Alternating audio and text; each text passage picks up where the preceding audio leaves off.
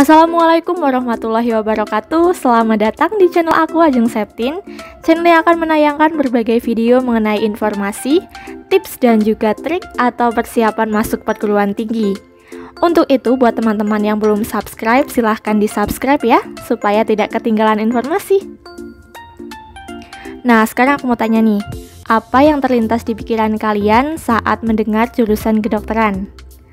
Program studi pendidikan dokter atau lebih dikenal dengan kedokteran adalah salah satu program studi yang mempelajari ilmu medis. Apabila kalian masuk ke dalam jurusan kedokteran, maka kalian akan belajar tentang tubuh manusia serta mempelajari bagaimana sistem kerjanya, kesetimbangannya, hingga cara menjaga kesetimbangan tersebut. Oh ya, kalian juga akan mempelajari mengenai pemeliharaan kesehatan, pencegahan, pengobatan, hingga penata laksanaan penyakit loh. Program studi pendidikan dokter ini adalah salah satu prodi yang di setiap tahunnya itu selalu memiliki banyak peminat. Nah, bagi kalian yang berminat masuk ke dalam prodi ini, kalian jangan khawatir karena ada banyak sekali perguruan tinggi, baik itu negeri maupun swasta yang menyelenggarakan program studi kedokteran. Hampir semua PTN ternama itu juga menyelenggarakan program studi ini loh.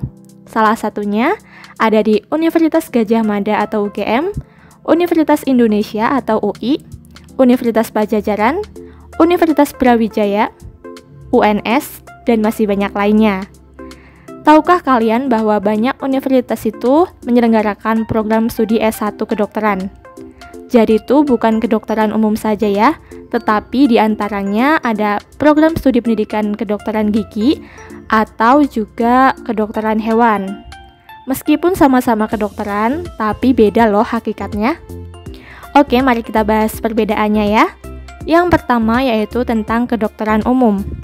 Dilansir dari alodoc.com, dokter umum merupakan istilah yang digunakan untuk dokter yang berfokus pada pengobatan masalah kesehatan dan gejala umum yang dialami oleh pasien.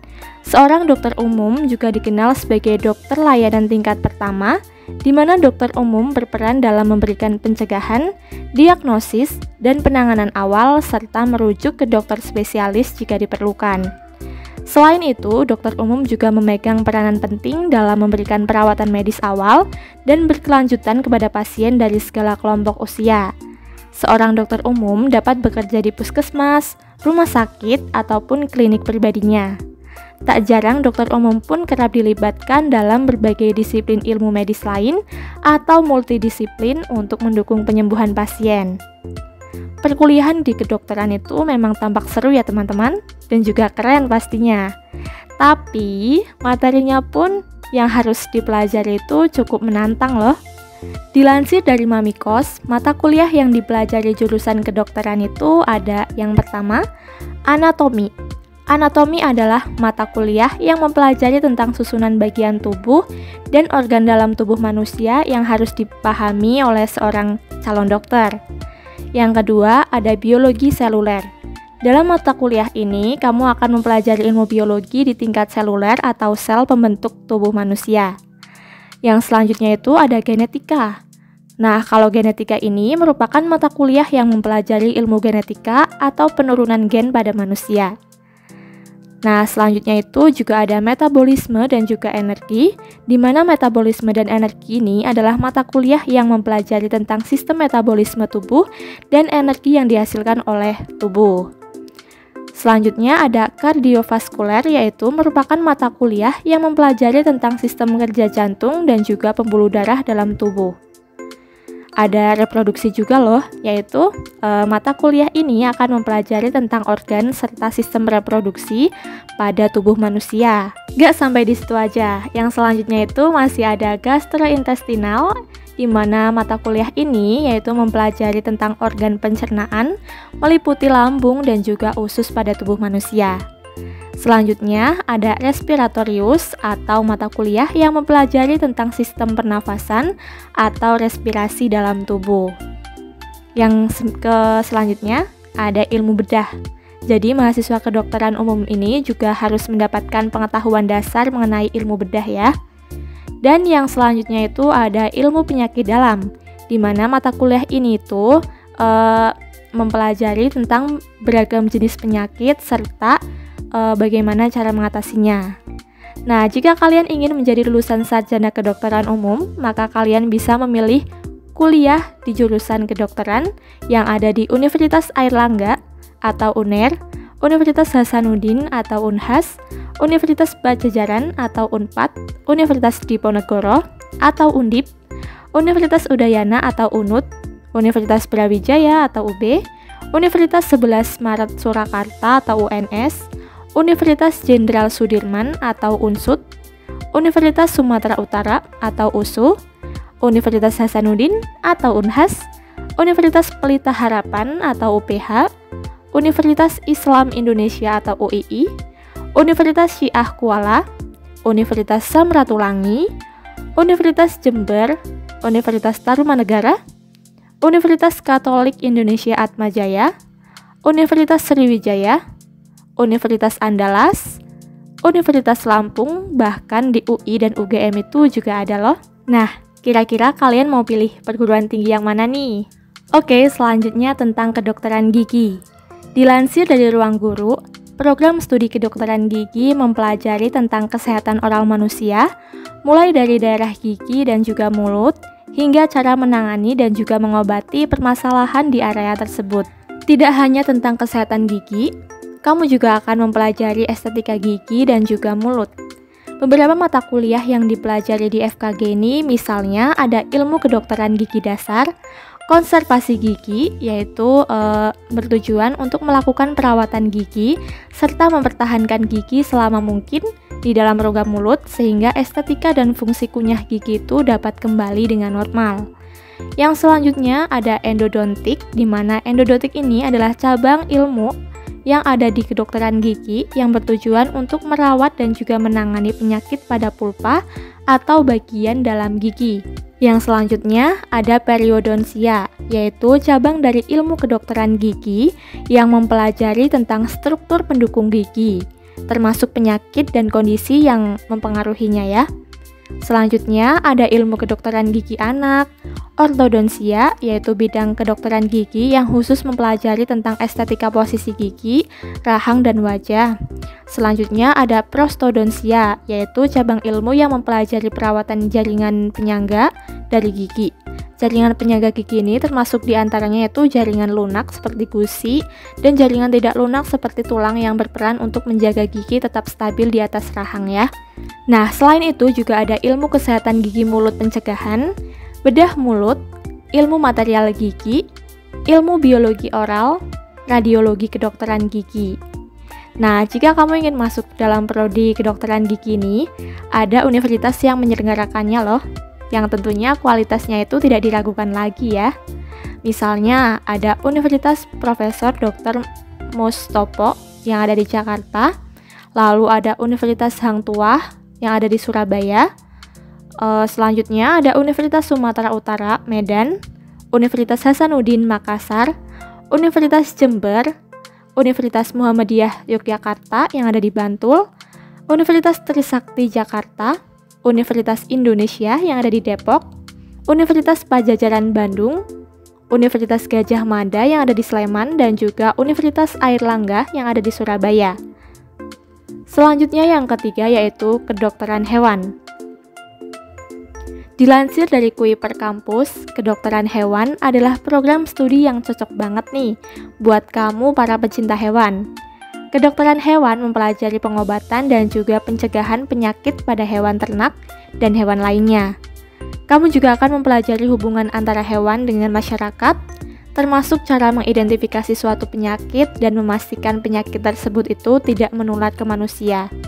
Selain itu, bidang studi ini juga mempelajari tentang perkembangbiakan hewan, pengelolaan pengembangbiakan hewan, serta pengolahan produk peternakan, dan juga masih banyak lainnya ya. Berikut ini adalah daftar PTN yang membuka program studi kedokteran hewan.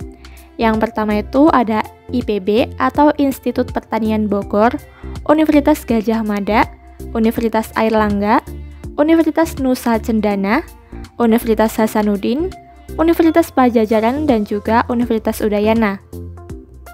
Dan juga tentunya masih ada yang lainnya ya. Nah, tadi itu cuma buat sampel aja. Nah, adapun durasi masa pendidikan dokter itu, baik itu dokter umum, dokter gigi maupun dokter hewan, biasanya itu ditempuh dalam waktu 5-5,5 tahun. Tergantung dengan kemampuan kalian ya saat mengikuti perkuliahan. Pendidikan ini dibagi menjadi 2 tahap teman-teman, yaitu tahap pendidikan akademik, yaitu S1-nya, yang dilaksanakan minimal 7 semester atau 3,5 tahun. Tapi umumnya itu menyelesaikan 8 semester atau 4 tahun ya. Kemudian setelah selesai menempuh pendidikan akademik atau S1-nya, kalian akan mendapatkan gelar sarjana kedokteran atau disingkat SKED. Untuk lulusan kedokteran umum, sarjana kedokteran gigi atau SKG untuk lulusan kedokteran gigi, dan juga SKH untuk lulusan S1 kedokteran hewan. Kemudian setelah itu, para lulusan kedokteran ini harus menempuh pendidikan profesi atau yang sering disebut dengan koas, yang umumnya itu ditempuh selama 4 semester atau 2 tahun. Apabila sudah menyelesaikan koas atau pendidikan profesi, maka barulah akan mendapatkan gelar dokter yang gelarnya itu ada di depan nama, DR titik nama begitu. Nah, jika sudah sah menyandang gelar dokter, baik itu dokter umum maupun dokter gigi, kamu bisa praktik di rumah sakit, puskesmas, klinik kesehatan, atau membuka praktik pribadi loh. Tapi jika kamu ingin bekerja struktural, ada banyak instansi pemerintah yang memerlukan seorang dokter seperti BPOM, Basarnas, dan juga BNN. Kamu juga bisa loh jadi tenaga medis di TNI dan juga Polri. Sedangkan untuk kedokteran hewan, itu bisa bekerja di rumah sakit hewan, kebun binatang, bahkan NGO internasional. Selain bekerja dalam bidang pemeriksaan dan pengobatan, ada juga loh dokter hewan yang bekerja sebagai pegawai negeri dan berdinas di pusat karantina, pusat pemeriksaan sanitasi daging hewan, dan juga pusat kesehatan hewan. Berdasarkan Peraturan Konsul Kedokteran Indonesia Nomor 10 Tahun 2012, yaitu tentang Standar Pendidikan Profesi Dokter Indonesia, hanya lulusan IPA dengan syarat tidak buta warna, sehat jasmani dan mental, serta bebas narkoba ya, yang bisa mengikuti tes pendidikan kedokteran. Selain itu, kamu juga perlu modal pemahaman konsep yang baik seputar kimia, fisika, dan juga matematika, biologi juga iya, mengingat tubuh manusia merupakan sesuatu yang kompleks gitu, yang terdiri dari organ, jaringan, dan juga sistem yang saling bergantung satu sama lain. Untuk itulah, kamu juga sebaiknya mampu memahami konsep pelajaran kimia, fisika, matematika, dan juga biologi, agar bisa memahami interaksi dan reaksi yang terjadi di dalam tubuh manusia. Selain itu, kamu juga dituntut untuk mampu berpikir kritis. Karena di setiap sel dan juga sistem yang ada di tubuh manusia itu saling berhubungan dan bahkan bergantung satu sama lain. Ibarat mesin yang di pabrik itu yang bekerja dalam alur tertentu untuk menghasilkan sesuatu. Begitu juga halnya dengan tubuh manusia. Karena itu dibutuhkan skill berpikir secara menyeluruh dan sistematis agar kamu bisa memahami dan menganalisa dengan baik ketika menempuh kuliah kedokteran. Yang selanjutnya, kamu juga dituntut untuk mampu berbahasa Inggris. Nah, meskipun kamu menempuh kuliah kedokteran di negeri atau di Indonesia, kemampuan berbahasa Inggris juga baik dan tetap wajib kamu miliki. Pasalnya, jurusan ini juga menggunakan banyak buku pelajaran berbahasa Inggris loh. Gimana? Sudah siap kan? Yang selanjutnya yaitu tahapan kuliah. Dilansir dari Mamikos, tahapan perkuliahan yang harus dilalui atau ditempuh oleh lulusan kedokteran yaitu yang pertama, kalian harus menempuh pendidikan akademik S1 kedokteran. Untuk menjadi seorang dokter, kamu tuh harus masuk kuliah dan juga mengambil program studi kedokteran ya. Di sini kamu akan belajar mengenai satu sistem organ secara menyeluruh, mulai dari penyakit, fungsi, obat, cara pemeriksaan, dan interpretasi hasil laboratorium. Setelah menyelesaikan studi S1 kedokteran, kamu akan diwisuda dan mendapatkan gelar sarjana kedokteran atau disingkat SKED. Namun, kamu belum mendapatkan gelar dokter ya, karena masih ada beberapa tahapan lainnya yang harus kamu lalui sebelum mendapatkan gelar tersebut. Yang kedua yaitu program profesi dokter atau sering disebut dengan koas. Saat koas, kamu berkesempatan untuk mempelajari kasus dokter yang ada di Standar Kompetensi Dokter Indonesia atau SKDI secara langsung. Kamu bisa bertemu dan menangani pasien secara nyata. Di penghujung koas, kamu akan dihadapkan lagi dengan ujian performa yang seringnya itu menggunakan metode mini clinical evaluation exercise, di mana kamu harus mewawancara, memeriksa, menganalisa, dan juga meresepkan obat kepada pasien di hadapan para dokter preseptor. Nah, ada pula ujian yang berkaitan langsung dengan stage yang sedang dijalani, misalnya ujian membaca foto rongsen pada stage radiologi. Yang selanjutnya yaitu ada ujian sertifikasi. Ujian kompetensi mahasiswa program profesi dokter atau UKM PPD merupakan ujian tulis ya biasanya, sedangkan OSCE merupakan ujian praktik. Ujian ini dilakukan secara nasional dan juga serentak. Jika sudah lulus ujian sertifikasi, maka kamu akan wisuda lagi dan mengucapkan sumpah dokter yang menandakan bahwa kamu itu sudah resmi menyandang gelar dokter. Selanjutnya masih ada lagi loh, yaitu internship. Nah, saat internship ini kamu akan praktik kerja di bawah naungan dokter senior. Di sini kamu akan menerima upah dari pemerintah. Setelah mengantongi STR paten, barulah kamu bisa mengurus surat izin praktik untuk melakukan praktik sebagai dokter umum. Selanjutnya untuk biaya kuliah kedokteran. Cukup beragam ya, ada yang berkisar antara 150 juta hingga 300 juta dan bahkan ada yang lebih atau ada yang kurang dari itu. Jika kalian merupakan penerima beasiswa, tentu biaya yang kalian keluarkan itu akan jauh lebih sedikit ya. Bagaimana? Setelah menyimak penjelasan terkait jurusan kedokteran tersebut, apakah kamu masih ingin mewujudkan mimpimu untuk menjadi seorang dokter? Masih dong ya? Semangat! Ditunggu kabar baiknya teman-teman.